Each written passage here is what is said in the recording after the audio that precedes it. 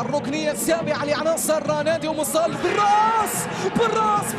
بالراس صقور برزان يتقدم عبر نتيجة المباراة. كنجي جويل يبدأ أولا، أو هو علي سعيد المهندي حلق عاليا 3 ركنيات في دقيقتين.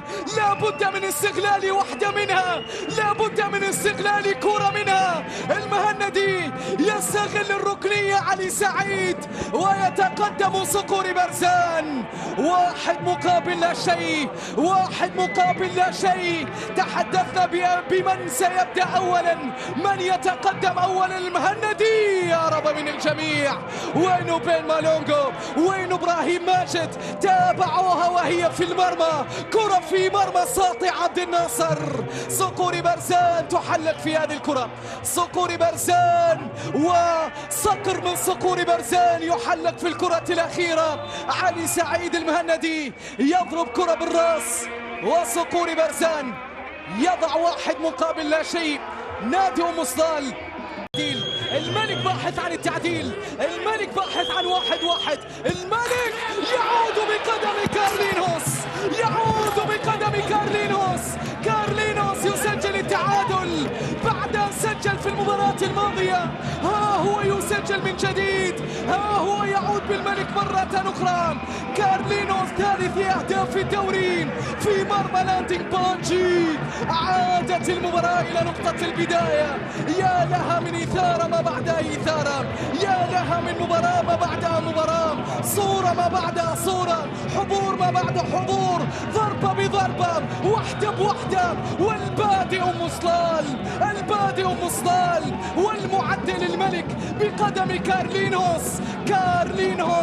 كارلوس خيسوس فينيسيوس يسجل هدف التعادل. يتنفس السفري ويحتاج مساعد بوميل. سعد في رابع الأهداف. كارلينوس الوصول لرباعية، كارلينوس لتحقيق الأفضلية، كارلينوس التقدم عبر نتيجة المباراة. ثنائية الملك. أنت في قلعة الملك، عليك بأن تتوقف. أنت أمام الملك، عليك بأن تستفيق. أنت أمام الملك، عليك بأن تحذر. فيلم رعب على نادي أم الصال في دقيقتين. الملوك يقلب الطاولة، الملك بثنائية. نعم عادوا للمقدمة من جديد، ومن علامة الجزاء بنفس الطريقة سجل كارلينوس في المرمى. كارلينوس في قلعة الملك، لا تستطيع الدخول. أمام الملك عليك بأن تتوقف، أمام الملك عليك بأن تستفيق، أمام الملك لا تتراجع أبدا، أمام الملك لا تدخل في وضع. مرة أخرى قائمة كنجي داخل منطقة الجزاء، ممكن العودة، ممكن التعادل. الرصية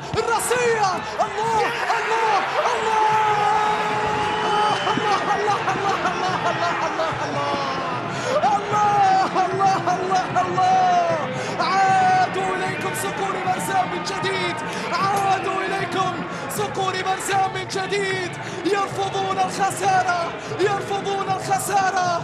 باب الملك ينكسر أخيرا، باب الملك ينكسر بقدم كنجي، ينكسر. يا لها من مباراة مثيرة.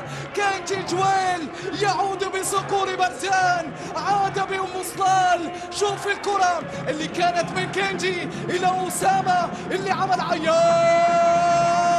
سلام على العرضية، وكنجي تابعها. ساطع عبد الناصر أو إبراهيم ماجد كان في الأولى، وكنجي جويل كان في الثانية. نعم كان في الثانية، وبالتالي يعود في نتيجة المباراة.